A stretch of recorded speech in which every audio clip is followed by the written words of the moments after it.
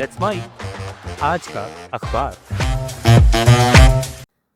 नमस्कार, let's mic में आपका स्वागत है। आज का अखबार के साथ मैं राखी जैन।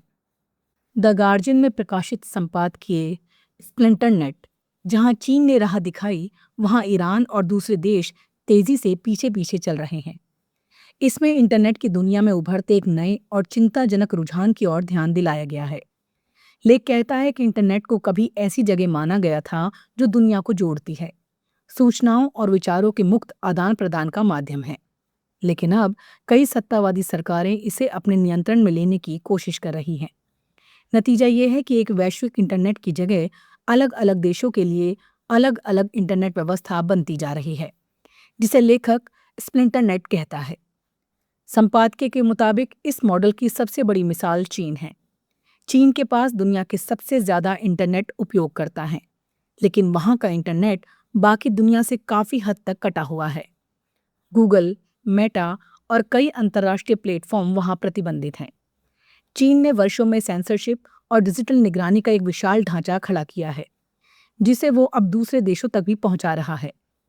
लेख का कहना है कि ईरान, म्यांमार, पाकिस्तान, यूथोपिया जैसे देशों ने भी चीन के अनुभव, तकनीक और कानूनों से प्रेरणा लेकर अपने यहाँ इंटरनेट नियंत्रण को मजबूत किया है। लेख बताता है कि पिछले साल दुनिया भर में 52 देशों में 313 बार इंटरनेट बंद या सीमित किया गया, जो एक रिकॉर्ड संख्या है। अक्सर ऐसा विरोध प्रदर्शनों, राजनीतिक संकटों या संघर्षों के दौरान किया जाता है। इससे सिर्फ अभिव्यक्ति की स्वतंत्रता ही प्रभावित नहीं होती, बल्कि लोगों की सुरक्षा भी खतरे में पड़ सकती है, क्योंकि संकट के समय सही जानकारी तक पहुंच रुक जाती है। हाल ही में ईरान में लंबे समय तक इंटरनेट बंद रहने का उदाहरण देते हुए लेख कहता है कि ऐसी नीतियां आर्थिक नुकसान भी पहुंचाती हैं और आम नागरिकों में नाराजगी भी बढ़ाती है। संपादकीय ये भी बताता है कि अब कई सरकारें सिर्फ इंटरनेट बंद नहीं कर रही, बल्कि ऐसा डिजिटल इकोसिस्टम बना रही हैं जिसमें नागरिकों को केवल सरकार द्वारा स्वीकृत प्लेटफॉर्म इस्तेमाल करने के लिए मजबूर किया जाए। रूस इसका उदाहरण है, जहां व्हाट्सएप और टेलीग्राम जैसे प्लेटफॉर्म पर दबाव बढ़ाया जा रहा है और लोगों को सरकारी समर्थन वाले ऐप्स की ओर धकेला जा रहा है। यानी लक्ष्य सिर्फ नियंत्रण नहीं, बल्कि एक वैकल्पिक और नियंत्रित इंटरनेट दुनिया तैयार करना है।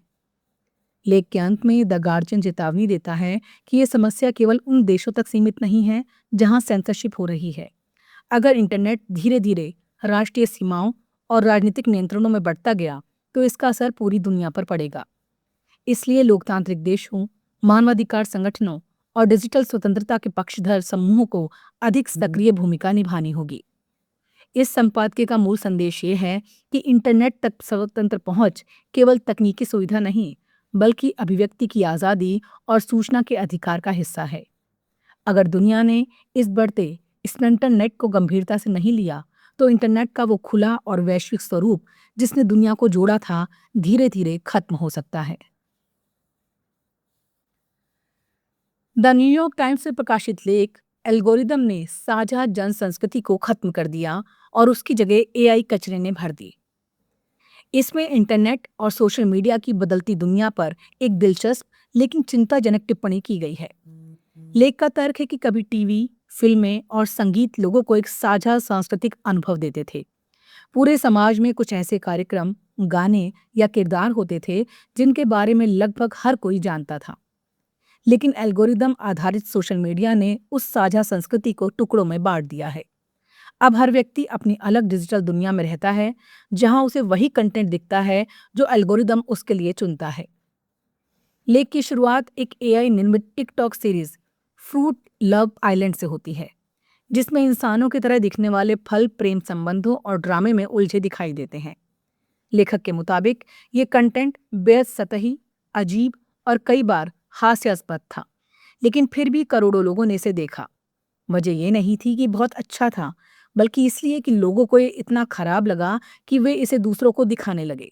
सोशल मीडिया के एल्गोरिदम ने इस प्रतिक्रिया को लोकप्रियता समझा और उसे और ज्यादा लोगों तक पहुंचा दिया।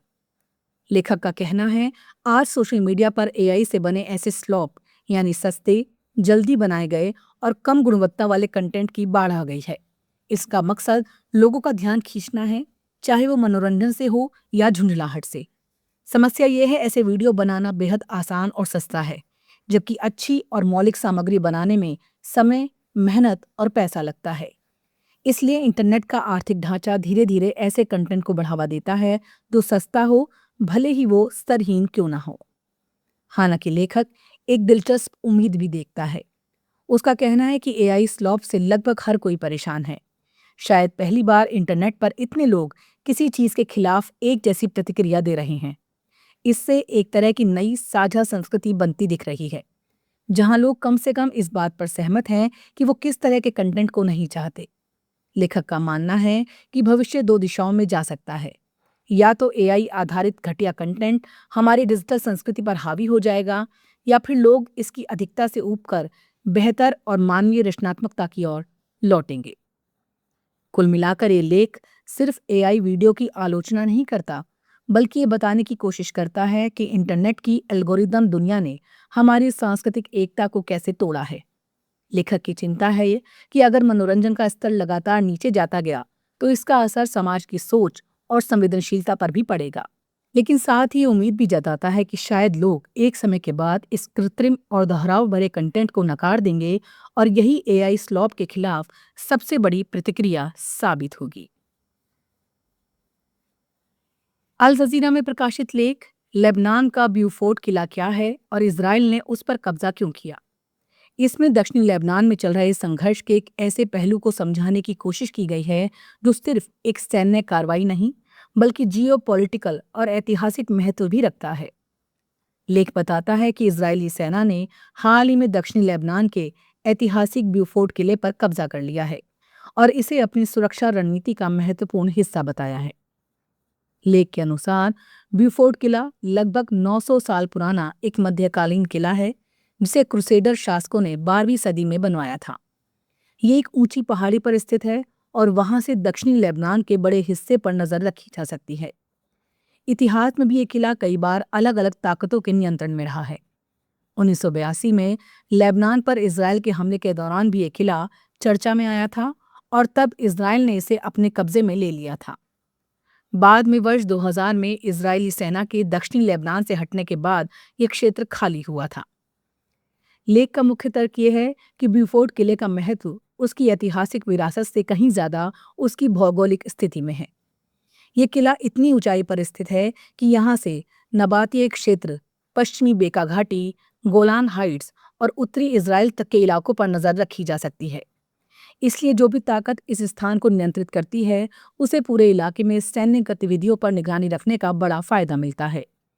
इजराइल का कहना है उसने कार्रवाई हिजबुल्लाह के ठिकानों को खत्म करने और सीमा के पास रणनीतिक बढ़त हासिल करने के लिए की है। लेख ये भी बताता है कि ये कब्जा ऐसे समय में हुआ है जब इजराइल और लेबनान के बीच घोषित युद्ध विराम व्यवहारिक रूप से कमजोर पड़ चुका है। इजराइल ने हाल के हफ्तों में दक्षिणी लेबनान में अपने सैन्य अभियान का विस्तार किया है, जबकि हिजबुल्लाह भी संघर्ष में सक्रिय भूमिका निभा रहा है। इजरायली प्रधानमंत्री बेंजामिन नेतन्याहू ने संकेत दिया है कि सेना को और आगे बढ़ने तथा हिजबुल्लाह के प्रभाव वाले क्षेत्रों पर पकड़ मजबूत करने के निर्देश हैं। कुल मिलाकर ये लेख सिर्फ एक किले की कहानी नहीं है। अल जजीरा ये समझाना चाहता है कि ब्यूफोर्ट किले पर कब्जा दक्षिणी लेबनान में बदलते सैन्य समीकरणों का प्रतीक है। ये कदम इजराइल को निगरानी और सामरिक बढ़त देता है, लेकिन साथ ही स्थानीय लोगों में ये आशंका भी बढ़ा रहा है कि संघर्ष और गहरा सकता है। यानी एक ऐतिहासिक किला आज फिर से आधुनिक युद्ध और क्षेत्रीय शक्ति संघर्ष के केंद्र में आ खड़ा हुआ है। आज का अखबार में फिलहाल इतना ही। जुड़े रहिए लेट्स माइक के साथ। नमस्कार। आप सुन रहे थे let's mic modern radio. Follow कीजिए हमें हमारे सोशल मीडिया प्लेटफॉर्म्स पर। It's time for news. It's time for Modern Radio. Presenting the first radio news app, Let's Mic. Let's Mic, a news-based app on your phone where you get to watch and listen news, talk shows, interviews, radio show podcasts. On Let's Mic, you get all relevant information of TV, print, radio, podcast, and digital. Let's Mic talks about every segment of life.